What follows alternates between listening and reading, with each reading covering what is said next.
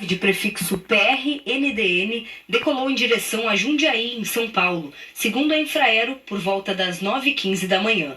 Mas o avião modelo Piper Cheyenne ficou poucos minutos no ar. Radares de voo registraram o trajeto. Essas imagens mostram o momento da queda. Havia muita neblina na hora do acidente. O avião caiu em Gramado, na Avenida das Hortênsias, uma das principais vias da região e que liga a cidade a Canela. Antes da queda, o avião bateu na chaminé de um prédio. Depois, destruiu o segundo andar de uma casa e caiu sobre uma loja de móveis que estava vazia.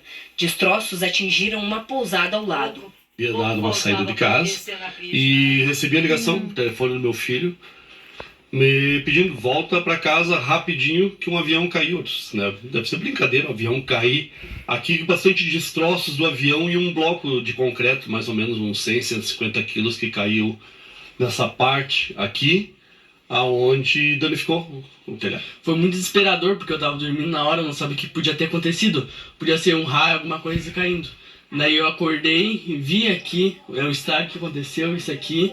Daí fui na rua, descobri o que aconteceu e vi que um avião tinha batido no prédio. Principalmente o telhado, as portas e janelas que estouraram. Uma janela caiu inteira, com vidros espalhados, quebrados. 17 pessoas ficaram feridas, a maioria por inalar fumaça. 2 estão em estado grave, porque sofreram queimaduras. A maior parte dos feridos estava na pousada. Os 10 ocupantes da aeronave eram da mesma família e todos morreram. O empresário Luiz Cláudio Galeazzi, de 61 anos, era o dono do avião e, segundo a polícia, era quem pilotava. Também estavam na aeronave a esposa dele, as 3 filhas, a sogra, a cunhada e o marido dela, Bruno Cardoso Munhoz Guimarães, que era diretor na empresa. Luiz Cláudio Galeazzi era formado em administração de empresas e tocava o negócio da família, referência em gestão de crise e reestruturação de empresas. A família já foi marcada por uma outra tragédia. Em 2010, a mãe do empresário morreu na queda de um avião, que também pertencia à família, na região de Sorocaba, interior de São Paulo. Só no fim da tarde, as equipes de resgate conseguiram acessar o local exato onde os destroços do avião ficaram. A aeronave explodiu, então o calor insuportável impediu que as equipes chegassem aqui antes. Os corpos começaram a ser retirados. Nós vamos chegar ao corpo da aeronave e trazer ele para fora, quando então a perícia vai poder trabalhar de uma maneira mais segura, mais adequada, tendo acesso pleno ao interior da aeronave, que ficou bastante destruída pelo que a gente já viu. Nós também estamos com a nossa equipe da meteorologia, sala de situação, levantando as condições climáticas específicas daquele momento, né?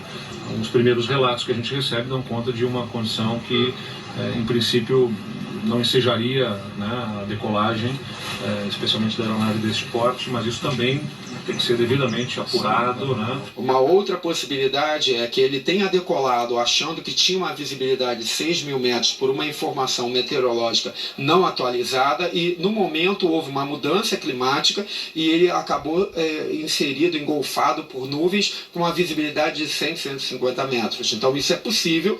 E isso pode sim também induzi-lo ao erro. O presidente Lula usou as redes sociais para manifestar solidariedade à família das vítimas da queda do avião.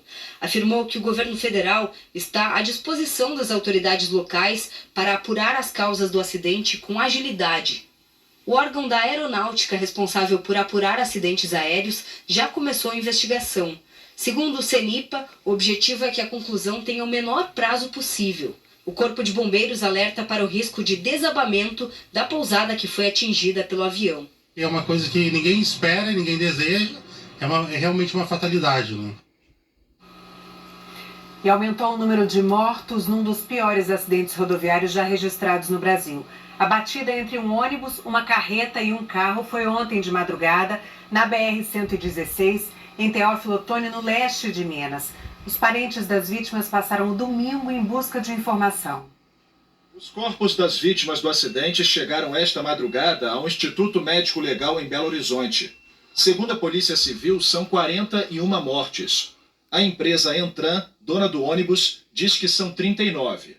12 corpos já foram identificados, 2 liberados. O governo da Bahia, para onde ia a maioria das vítimas, decretou o luto oficial por 2 dias.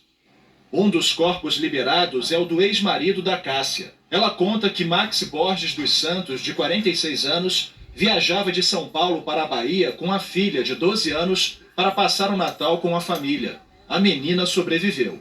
Vai ser bem difícil porque ela era muito apegada a ele. Ele era um maravilhoso pai. Ele era um maravilhoso filho. Ele era um maravilhoso irmão. Era muito querido pelos amigos. Muito querido por todo mundo. Ele vai fazer muita falta. E minha filha vai sentir muita falta do amigo. Principalmente eu também, porque ele era muito meu amigo. A Secretaria de Justiça e Segurança Pública de Minas montou uma estrutura aqui na Academia de Polícia, ao lado do IML, para atender as famílias das vítimas. Os peritos estão recebendo documentos, exames, coletando material genético para agilizar a identificação dos corpos.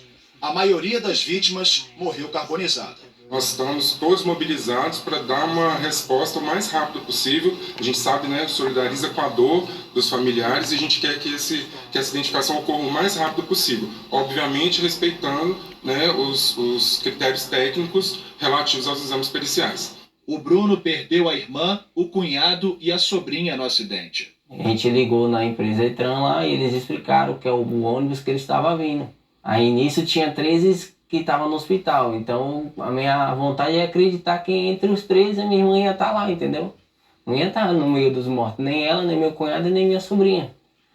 Mas chegou a noite, saiu a nota que eles tinham os 3 falecidos. O Clóvis é pai de Karine Boldrini, de 39 anos. Ela embarcou no ônibus para a Bahia ao lado do filho de 7 anos e da companheira, Milena. A criança foi a única da família a sobreviver ao acidente.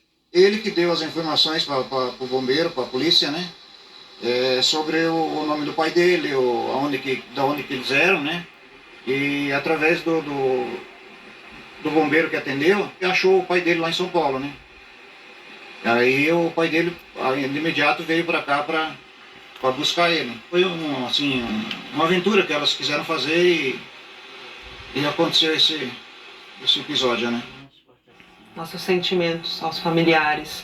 E o repórter Maurício Ferraz entrevistou hoje à tarde 3 pessoas que estavam no carro que foi atingido pela carreta. Segundo as informações divulgadas pela polícia ontem, a carga de pedras de granito teria caído do caminhão, provocando o acidente. Mas os sobreviventes deram outra versão. Os 3 sobreviventes do acidente estavam no Rio de Janeiro e viajavam para passar o fim de ano com a família. Então você estava indo para Bahia, é isso? Para Bahia, do Rio de Janeiro para Bahia. Com quantas pessoas? 3, eu e meu colega e a esposa dele. Você estava dirigindo o carro? Eu estava dirigindo. Renério conta que foi ultrapassado pelo ônibus poucos minutos antes do acidente. Aí quando ele chegou na baixada, o pneu traseiro dele estourou do ônibus. Aí acabou que ele saiu meio avançando a contramão. A carreta veio e pegou de frente. Você chegou a ver o pneu estourando? Vi, ele deu uma explosão muito alta e o ônibus chegou a suspender para cima um pouco, a traseira dele. Você estava logo atrás, então? Estava logo atrás, certeza. Tanto eu vi, como meu colega viu também, a esposa dele, todo mundo viu. O Fantástico conversou com o casal que estava no carro com Renério. A versão dos 3 é diferente da versão apresentada pela polícia. Segundo as primeiras informações, a carga teria caído do caminhão e provocado o acidente. Eu vi, no momento eu falei, eu já falei, René, né, vai estourar. Aí o bicho, bum, ele começou a mexer o ônibus assim, ó. Aí ele estourou, bum, ele subiu pra cima. Estourou do lado direito ou do lado esquerdo? Do lado ao contrário do motorista aí. Olhando o ônibus assim, olhando de trás do ônibus, foi do lado direito que estourou. Isso, da parte traseira. O carro onde os 3 estavam foi parar debaixo da carreta. A esposa de Fagner, Amanda, está com marcas no pescoço. Essa daqui eu nem sei o que foi direito, porque no momento, né, nem consegui reparar. Eu sei que esse foi do cinto, que estava me sufocando. Que eu consegui tirar, que aí soltou. Só que aí minhas pernas estavam presas na ferragem e eu não consegui sair. Que ele conseguiu me puxar. Muita gente gritando e pedindo socorro. O primeiro a sair do carro foi Renério. Eu saí primeiro, aí em seguida meu colega conseguiu sair também. Ele foi e me pediu para me ajudar a tirar a esposa dele dali. Uma das rodas do caminhão ficou em cima do carro. Tem até uma marcazinha de um roxo aqui, ficou bem aqui assim. E eu aqui assim, eu saí de ponta de pé, assim, de costa pro chão, pra porta. Não teve como eu ir de frente, fui de costa. Wagner conta que foi difícil retirar Amanda. Ela estava presa por uma barra de ferro. Não, ficou o ferro da carreta, ficou em cima da onde ela estava, no assento de atrás, do lado do passageiro aí. Ficou um ferrão em cima dela e desceu no teto. Ah, e aí essa foi a dificuldade de tirá-la de lá? Foi isso aí que deu trabalho para tirar ela. Os três tinham pressa de sair de lá, porque vazava combustível. O tanque estava cheio, tinha acabado de abastecer. A sorte que o gasolina foi pro outro lado, não foi pro lado do fogo. Eles dizem que não deu tempo de socorrer ninguém que estava no ônibus. Já estava pegando fogo, já estava muito quente, muito fogo.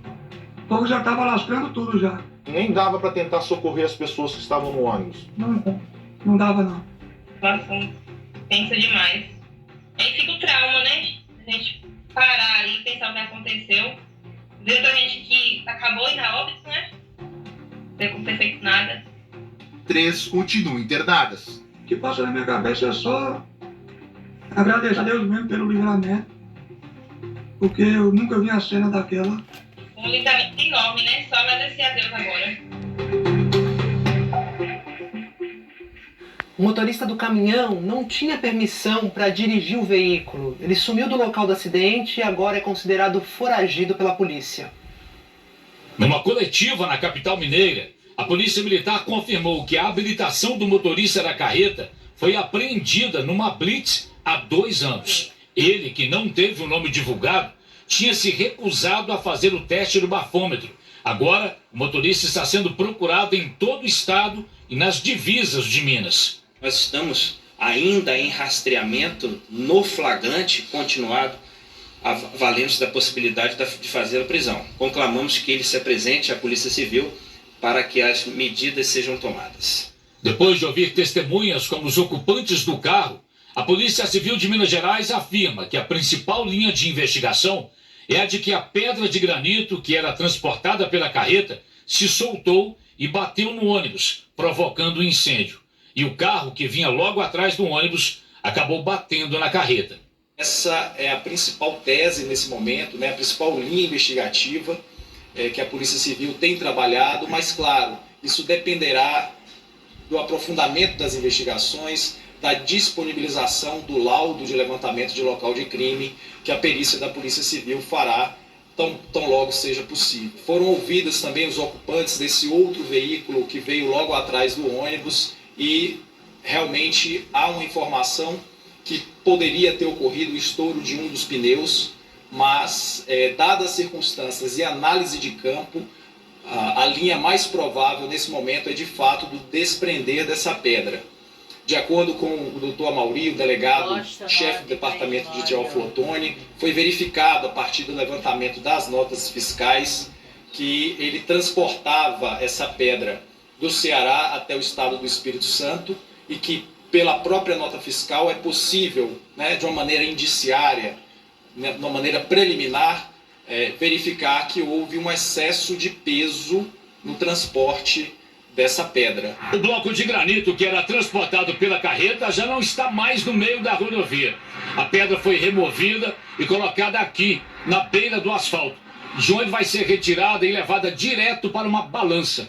A Polícia Civil quer verificar se o peso do material está dentro dos limites exigidos pelas normas de segurança. Uma câmera de segurança instalada na casa de um morador, às margens da BR-116, flagrou o momento do acidente e a explosão. Quando eu cheguei à beira da pista, tinha 3 crianças mais próximo daqui e tinha uma outra do lado gritando: "Dona, me ajuda, que tá doendo, tá doendo". Aí eu disse para ela: "Ô filha, tenha calma que o SAMU já tá chegando". Assim que chegou, socorreu elas e levou para o hospital. Em Geoffrey Ottoni, parentes das vítimas começaram a chegar para coletar material para identificação. Seu Jurandir perdeu a filha e o genro no acidente. Ele tinha recebido uma mensagem dela durante a viagem. Não vou pagar esses áudios.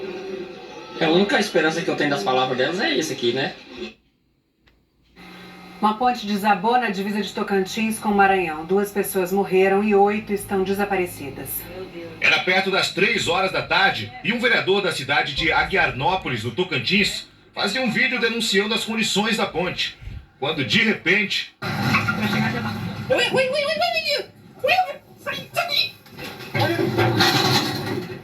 Um morador filmou o momento da queda por outro ângulo. Caiu a ponte aqui. Segundo os bombeiros, 3 motos, 3 carretas e um carro de passeio estavam na parte da ponte que caiu sobre o rio Tocantins. Uma mulher de 25 anos que estava em uma moto morreu.